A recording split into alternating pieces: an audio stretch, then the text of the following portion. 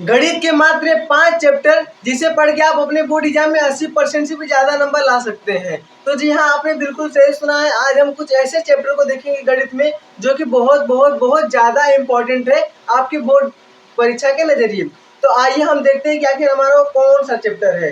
तो देखिए, सबसे पहले हमारा जो पहला चैप्टर है ना, वही इम्पोर्टेंट है। जैसे आप मंजिल तक जाते हैं तो आपकी पहली सीढ़ी इम्पोर्टेंट होती है ना, वैसे ही आपका पहला चैप्टर ही इम्पोर्टेंट है। पहला चैप्टर आपका क्या है? वास्तविक संख्या, जिसे हम संख्या पद्धति के नाम से भी जानते हैं। संख्या पद्धति के अंदर ही आता है हमारा वास्तविक संख्या। तो आपका ये वास्तविक संख्या चैप्टर ही इम्पोर्टेंट है। क्यों? क्योंकि इससे कुछ इस टाइप के क्वेश्चन बनते हैं, जैसे कि आपका आ जाएगा एक एचसीएफ के लिए, एक आएगा आपका एलसीएम के लिए, इसके लिए एचसीएफ के लिए, एलसीएम के लिए, और एक क्वेश्चन आता है, ये तो जो भी बता रहे हैं ना, ये एकदम इम्पोर्टेंट है, यानी कि √2, √3, √5, √7, √11। इसको सिद्ध करना होता है, क्या है? अपरिमेय। इसे हमें अपरिमेय सिद्ध करना होता है।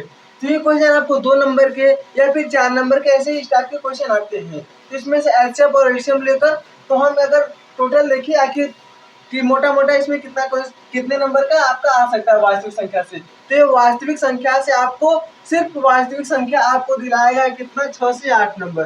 कितना दिलाएगा आपको ये वास्तविक संख्या? ये वास्तविक संख्या आपको 6 से 8 नंबर दिलाएगा। 6 से 8 नंबर आपके वास्तविक संख्या से इतने नंबर आएंगे। या फिर आप कभी कभी देखिए ऐसा होता है, ये जो क्वेश्चन देख रहे हैं 4 नंबर का आ जाए और एक एमसीक्यू आ जाए, और एमसीक्यू भी इससे आता ही आता है। इतना याद रखिएगा, क्या इससे एमसीक्यू भी आता है और 2 या 4 नंबर के क्वेश्चन भी आते हैं। अब उसके बाद हम थोड़े से आगे बढ़े तो हमारी जो दूसरी सीढ़ी है, यानी कि बीज गणित, जिसे हम क्या बोलते हैं? इसे हम बीज गणित बोलते हैं। बीज गणित में देखिए आपका 4 चैप्टर आता है। क्या? एक तो हमारा दूसरा चैप्टर है, फिर से लिखते हैं। एक क्या आता है? एक आपका दूसरा चैप्टर होता है, फिर उसके बाद एक और क्या होता है आपका? तीसरा चैप्टर, फिर चौथा चैप्टर और पांचवा चैप्टर। दूसरा चैप्टर आपका पॉलिनोमियल यानी कि बहुपद चैप्टर है। और इन सबको अगर हम पूरा देखें टोटल तो आपको 18 से 20 नंबर का 18 से 20 नंबर का 18 से 20 नंबर का इन चारों में से आता है। जिसमें जिसमें आपका ये तीसरा चैप्टर तीसरा चैप्टर क्या है आपका? 2 चर वाले रैखिक समीकरण युग्म। 2 चर वाले रैखिक समीकरण युग्म।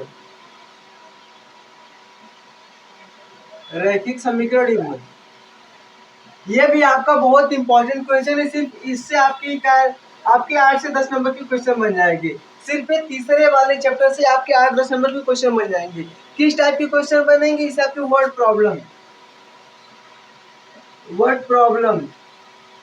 प्रॉब्लम वाले क्वेश्चन इस तीसरे चैप्टर से बनते हैं। और देखिए, जो हमारी वर्ड प्रॉब्लम वाले क्वेश्चन थे तीसरे और चौथे चैप्टर को मिलाकर ही होती है।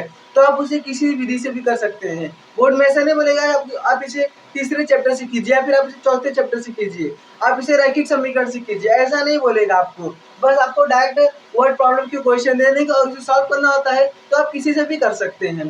तो आपका तीसरा चैप्टर है, इससे आपके 8 से 10 नंबर आपको बस तीसरे चैप्टर से बन जाते हैं। और दूसरा चैप्टर से भी वो क्वेश्चन आता है ना कि हमें ये बताना होता है, जैसे कि हमें शून्य दिए रहते हैं, बहुपद निकालना होता है, और बहुपद शून्य को का योग दिया रहता है, गुणा दिया रहता है, बहुपद निकालना होता है। तो इस टाइप के क्वेश्चन आपके दूसरे चैप्टर से आते हैं। अगर हम बात करें चौथे चैप्टर से, तो चौथा चैप्टर में आपका जो द्विविक्तिकर होता है, यानी d = b² - 4ac, ये।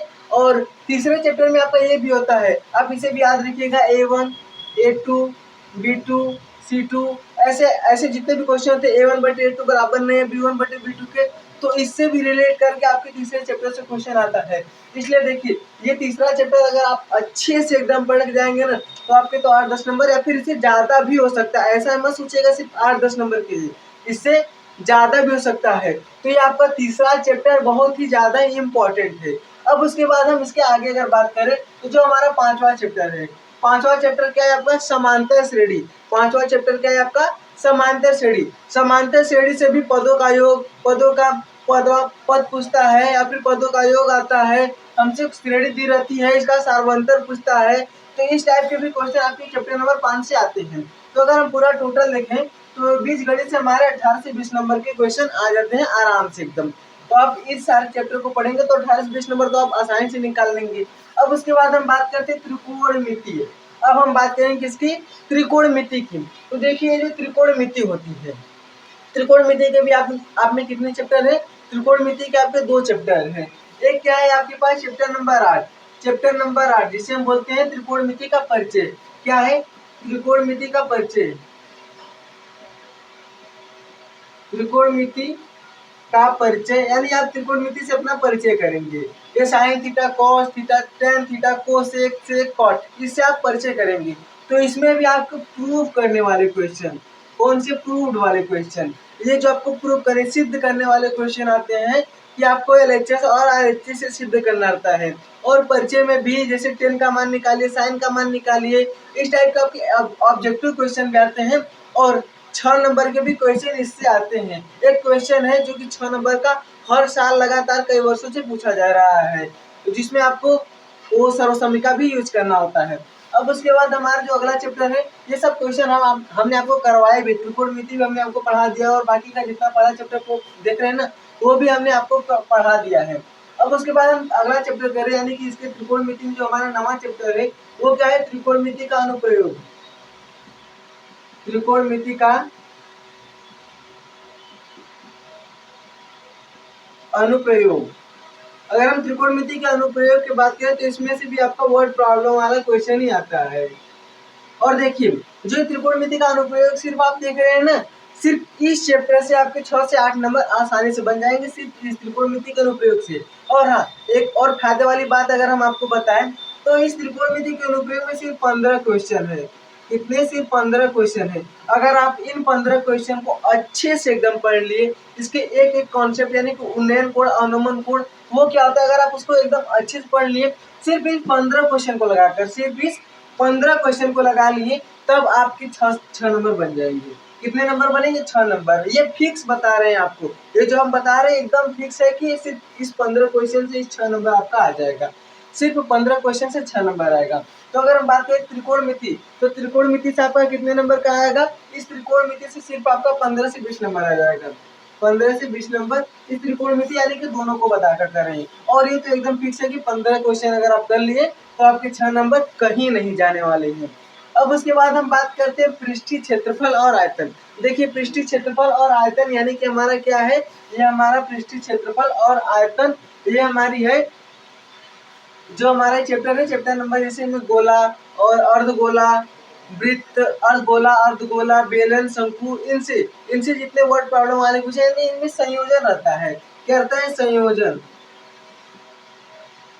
जैसे रहता है ना कि हम एक क्या ले लिए? एक अर्धगोला ले लिए, एक हम अर्धगोला ले लिए, ऐसे हमारा एक अर्धगोला हो गया और इस पे हम शंकु रख दिए, तो इसकी पूरी हाइट या फिर इसका आयतन, आयतन आता है। इसके पृष्ठीय क्षेत्रफल क्या रहेगा? इसका पृष्ठीय क्षेत्रफल और क्या रहेगा? आयतन। तो हमसे इसका आयतन पूछेगा, इसका पृष्ठीय क्षेत्रफल पूछेगा। तो इस टाइप यानी संयोजन वाले क्वेश्चन, जैसे देखिएगा अर्धगोला है और ये शंकु है, इन दोनों को संयोग करेंगे तो जो हमारा आएगा वो क्या होगा? तो इस चैप्टर 20 से भी आपके पृष्ठीय क्षेत्रफल और आयतन चैप्टर से भी आपके 10 से 12 नंबर के क्वेश्चन बन जाते हैं। 10 से 12 नंबर के क्वेश्चन बन जाते हैं। इससे कभी कभी आपको एमसीक्यू भी देखने को मिलेंगे और 6 नंबर वाले क्वेश्चन तो आते हैं। आपको हमने पेपर का पैटर्न बताया था कि 6 नंबर वाले क्वेश्चन कैसे आते हैं। जैसे 6 नंबर वाले अगर क्वेश्चन की बात करें हम, तो 6 नंबर वाला आएगा आपको, पहले अगर आएगा तो 2 ठो दिया रहेगा, उसमें से आपको 1 को करना होगा, 2 में से आपको 1 करना होगा, फिर 6 नंबर का क्वेश्चन 2 में से 1 करना होगा, फिर 6 नंबर क्वेश्चन 2 में से 1 करना होगा। यानी अगर हम देखें 6 नंबर के टोटल 6 क्वेश्चन मिलते हैं, जिसमें से आपको सिर्फ 3 करना होता है। तो ये सब देखिए 6 नंबर वाले ही क्वेश्चन हैं। और अगर आप 6 नंबर वाले क्वेश्चन को आसानी से कर रहे हैं तो फिर 1-2 नंबर अगर कहीं कट भी जाएगा तो भी कोई मायने नहीं करता है। अब इससे पृष्ठीय क्षेत्रफल और आयतन, इसी में इसके पहले एक और चैप्टर है वृत्तों से संबंधित क्षेत्रफल, तो वो भी इम्पोर्टेंट है, उससे भी 4 से 5 नंबर का आ जाता है। यानी कि इसी में आपका 10 से 12 नंबर में वो भी चैप्टर आ गया। अब उसके बाद हम अपना 8वीं चैप्टर की बात करते हैं, 8वीं पढ़ाओ की बात करते हैं, तो हमारी सांख्यिकी और प्रायिकता। प्रायिकता तो बहुत ज्यादा कठिन है नहीं, प्रायिकता से आपको कभी कभी 1 नंबर, 2 नंबर या फिर 4 नंबर के कभी कभी देखने को मिल जाते हैं। 4 नंबर में आपको बहुत ऐसे ऑप्शन 4 क्वेश्चन रहेगा, उसमें 1, 2, 3, 4 ऐसे करके दिया रहेगा, तो आपको प्रायिकता से 4 नंबर की मिलती है, या फिर ऑब्जेक्टिव तो एक मिल ही जाता है। प्रायिकता से आपको एक ऑब्जेक्टिव, और सांख्यिकी से भी आपको एक ऑब्जेक्टिव मिलता है। सांख्यिकी से आपको एक ऑब्जेक्टिव मिलता है। और क्या मिलता है आपको इस सांख्यिकी से? इस सांख्यिकी को पकड़िए और यहाँ पर लाइए। इससे आपके कितने तीन तीन सांख्यिकी में क्या होता है, तीन तो होता है। एक क्या होता है, माध्य। अगर आपने अभी चैप्टर नहीं पढ़ा होगा तो टेंशन मत लीजिए, हम अभी आपको पढ़ा देंगे। ये क्या होता है, माध्य। फिर उसके बाद क्या होता है, माध्यक, माध्य माध्यक, और क्या होता है, बहुलक होता है।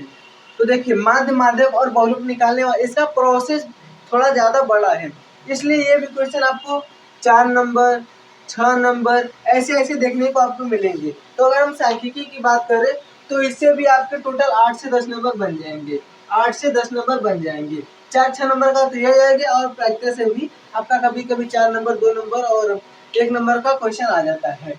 तो ये रहे आपका पूरा पैटर्न। एक बार फिर से बता देते हैं। देखिए हमारा पहला चैप्टर जो कि वास्तविक संख्या है, वास्तविक संख्या से ये आपका 6 से 8 नंबर का क्वेश्चन बनता है। किस टाइप के क्वेश्चन बनते हुए हमने बताया कि एचसीएफ एलसीएम होता है। इसमें हमें सिद्ध करना होता है कि √2 √3 √5 √11 √7, इसे हमें सिद्ध करना होता है कि अपरिमेय संख्या है, और ये क्या है, फिक्स है।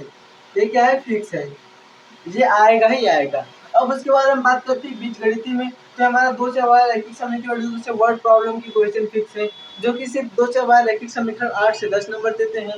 और हम बीजगणितीय में पूरा बात करें तो आपका 18 से 20 नंबर आपका यहाँ से आ जाएगा।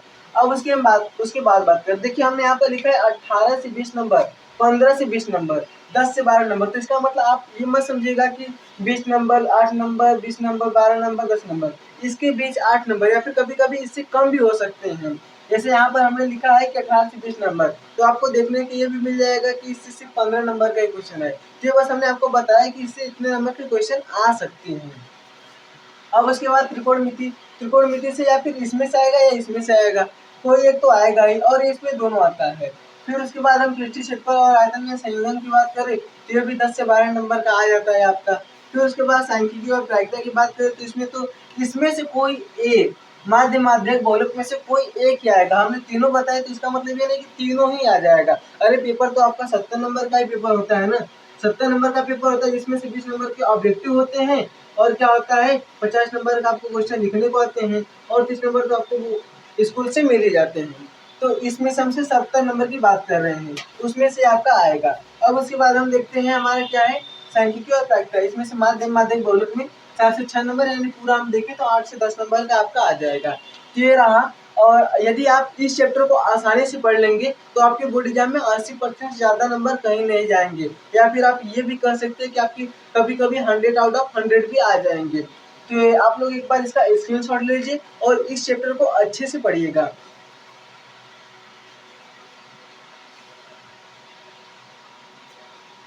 तो आई होप दोस्तों कि आप लोग को ये सारी बातें समझ में आई होंगी। तो हम मिलते हैं आपसे किसी आप अगले वीडियो में, और ऐसे आप लोग को इम्पोर्टेंट बातें बताते रहेंगे। तब तक के लिए धन्यवाद।